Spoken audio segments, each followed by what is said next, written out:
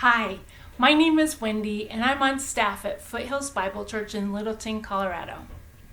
This week I've talked to several folks and many of those conversations have included the discussion of a topic directly or indirectly about anxiety. So many of us struggle with anxiety, especially now when there is so much change and uncertainty around us. Anxiety can rear up in a variety of different ways. For some, it can be absolutely paralyzing, or it can just be a constant nag that runs like white noise in the background of every thought and action. At times, it manifests itself in irritability, panic, impatience, or lack of self-control.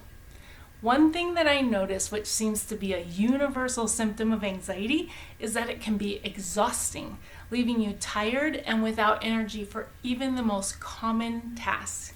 Sometimes it can be physically painful or mentally taxing, making thinking clouded and murky. Personally, anxiety can be a constant companion of mine, so I really have had to think and pray and practice over and over again what to do when I'm feeling anxious. My typical go-to?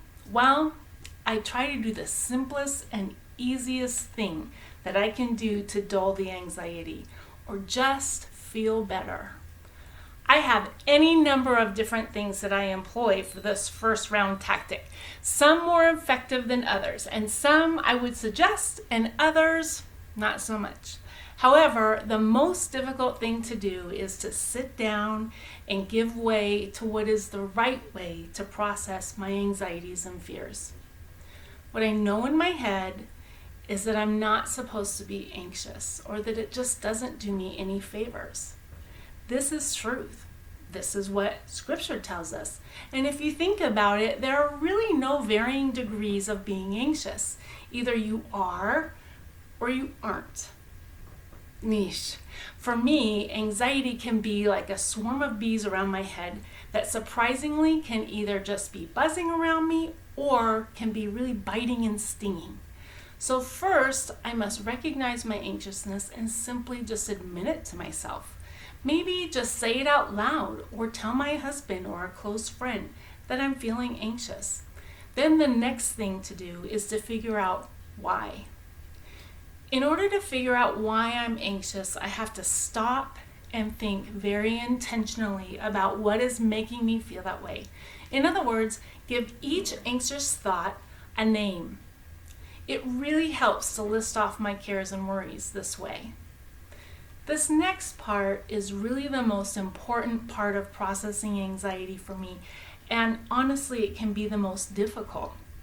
Oftentimes, I just have to put it on my to-do list so that I can have the simple pleasure of just marking it off the list.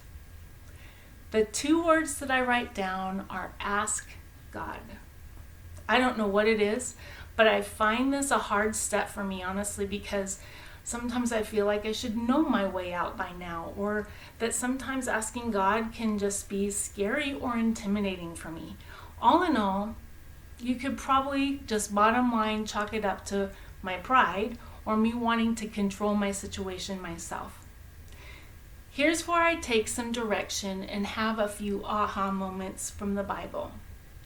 David, the king of Israel, who wrote many of the Psalms and who is in the line of Christ, asked, inquired of, and told the Lord specifically what he needed. Yes, there were many times when we see David singing praises to God and being thankful, but there is also plenty of room in David's relationship with God to be real, honest, and show the Lord his disappointment, pain, and need. Read Psalm 10 or Psalm 13.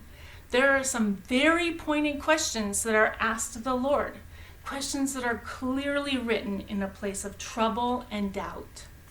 The takeaway? The Lord wants you to ask him, trust him with your anxiety, and let him work on your behalf to give you his peace in times of questioning. Processing anxiety can be just that, a process. The more you practice the good habits of dealing with anxieties, the faster you can pull out the healthy tools once you begin recognizing it. One resource I found particularly helpful was from Jenny Allen's The Anxious Thought Guide as a good way of processing through anxiety, fear, and those times of feeling overwhelmed. In the comments, I have the link to where you can get this free resource. Click on the link, print it off, and use it. I found it, like I said, very, very helpful. Psalm 34:8 invites us to taste and see that the Lord is good. Blessed is the person that takes refuge in him, it says. I invite you to do the same. Ask God about your anxious thoughts and fears. He wants to hear you and hear what's on your mind today. See you next time and have a great week.